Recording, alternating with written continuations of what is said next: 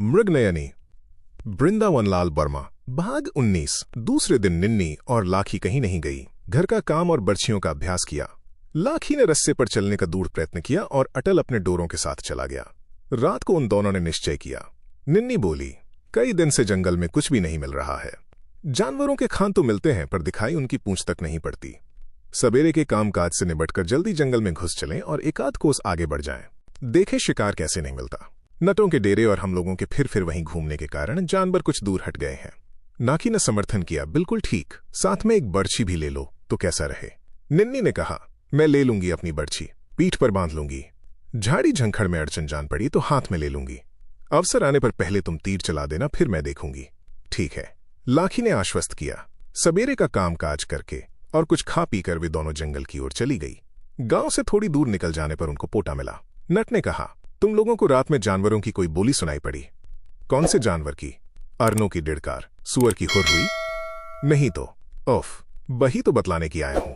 हमारे डेरे से कुछ दूर उधर पीछे की तरफ न जाने कितने जानवर ऊधम करते रहे हैं। शायद आपस में लड़ रहे थे। कई दिन से खेतों के पास जानवर नहीं आए। तुम्हारे डेरे से कितनी दूर जान पड़ते थे? नट ने अपने अटकल और जानवरों की दिशा को बताया। वे दोनों उसी दिशा में उल्लास के साथ चली गई। नट अपने डेरे की तरफ बढ़ गया। निन्नी और लाखी जानवरों के चिन्हों की तलाश में दूर निकल गई। बहुत से खाद मिलने शुरू हुए। खाद जंगल में खुले और साफ स्थानों में दिखाई पड़ जाते थे, परंतु पथरीली या घास और झंखाड़ वाली भूमि में बहुत कम। निशान एक दूसरे पर चढ़े हुए से मालूम पड़ रहे थे और साफ समझ में नहीं आ रहा था कि किस जानवर के हैं। कभी अनुमान करती थीं कि अरनों के हैं, कभी भ्रम हो जाता था कि घोड़ों के हैं। घोड़ों के यहां कहां से आए? उन्होंने अपने भ्रम का खंडन करना चाहा। दोनों एक झाड़ी की ओट में खड़ी हो गई। खुसफुस करने लगी। सुअर और भैंसे के खुर तो चिरे होते हैं, घोड़े के खांच जान पड़ते हैं। निन्नी बोली। लाखी ने कहा, घोड़ों के ही हो सकते हैं, परंतु यहां घोड़े कहां से आए? कहीं से तुर्क ना आ गए हों। चिह्न किसी बड़े दल के नहीं है। तुकों ने चढ़ाई की होती तो अपने गांव वालों को बहुत पहले मालूम हो जाता।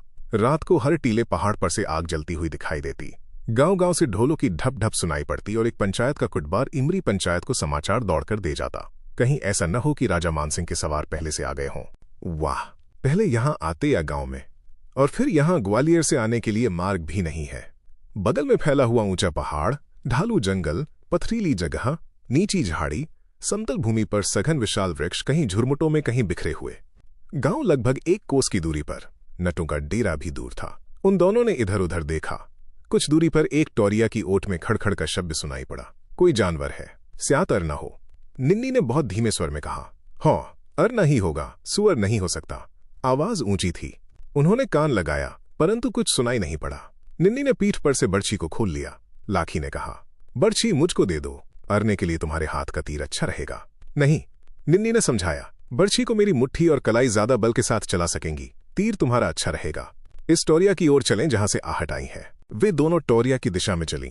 टोरिया के नीचे पहुंचकर देखा तो टोरिया को इतनी उलझी हुई झाड़ी से भरा हुआ पाया कि उसमें लेटकर जाने की भी गुंजाइश न थी। उनको विश्वास था कि टोरिया के ऊपर से आहट नहीं आई, बल्कि पीछे या बगल से आई है। भूमि ऊंची नीची थी और घास कुछ अधिक ऊंची।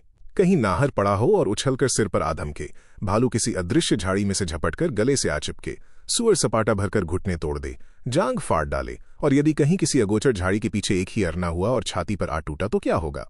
वे दोनों कलेजे को कड़ा करके भी कुछ ऐसा ही सोच रही थीं। पहाड़ी का सिर थोड़ी ही दूर रह गया। वहां से दूसरी पहाड़ी के ढाल की ऊंचाई शुरू होती थी। दोनों पहाड़ियों के बीच में जगह खाली मालूम होती थी। लगता था जैसे कोई चौड़ा सा मार्ग हो। वे दोनों सावधानी के साथ एक एक डग धरती हुई इधर उधर ताकती झांकती इसी सिरे की ओर जा रही थी। सिरे के निकट पहुंचकर वे ध्यान के साथ आहट लेने लगीं। निन्नी बर्छी संभाले और लाखी कमान पर लोहे का तीर चढ़ाए। निन्नी को अवगत हुआ जैसे सिरे की मोड़ के पीछे कोई खांसा हो। लाखी को भासित हुआ जैसे उसकी बगल में टोरिया के ऊपर किसी ने उस खांसी को दोहराया हो। निन्नी में लाखी की केहुनी को अपने खाली हाथ की उंगली से कोचा। दोनों ने एक दूसरे के प्रति देखा।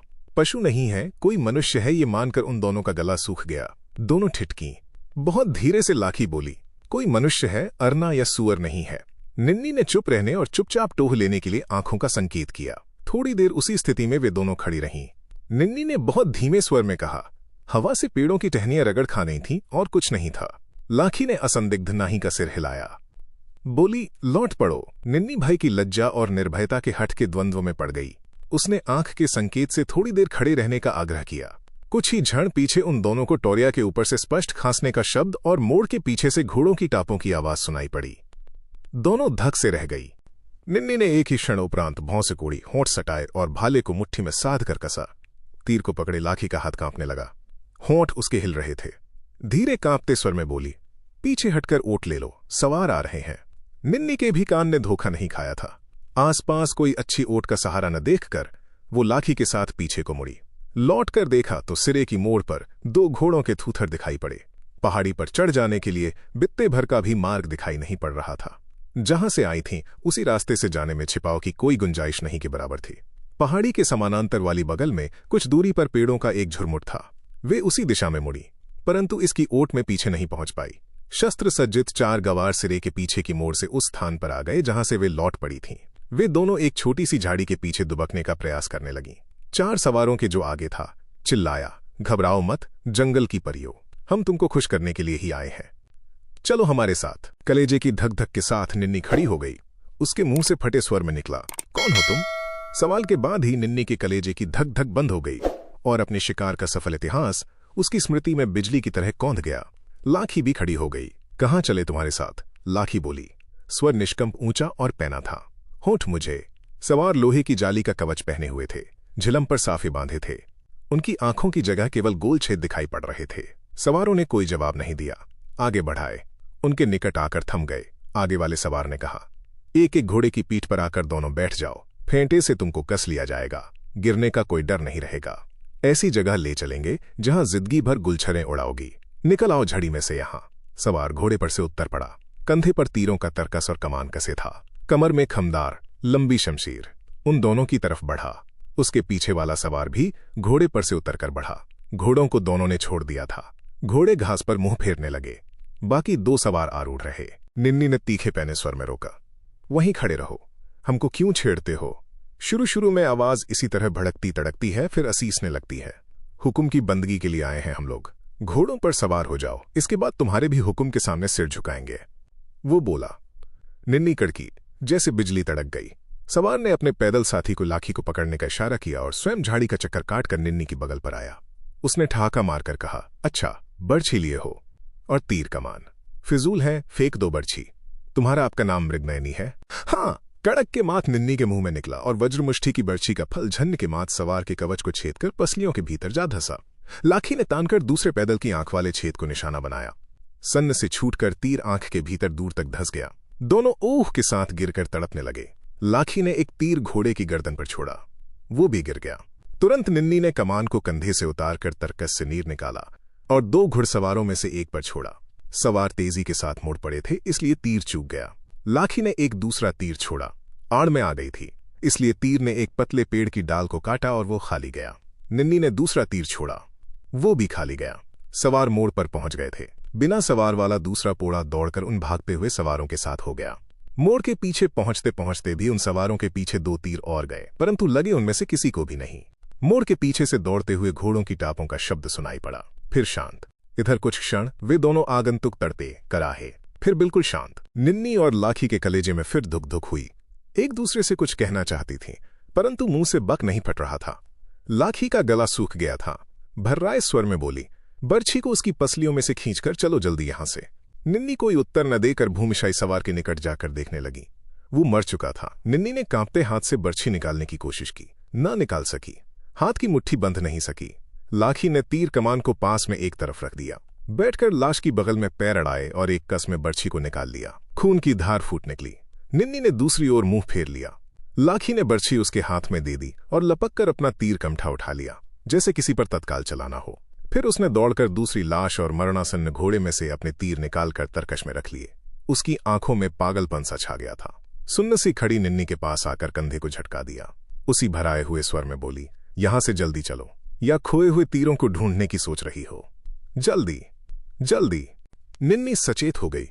कहा, छोड़ो तीर को, चलो घर, बहुत तीर हो जाएंगे। घर पर और भी रखे हैं। लाशों को वहीं छोड़कर वे तेजी के साथ चल दी।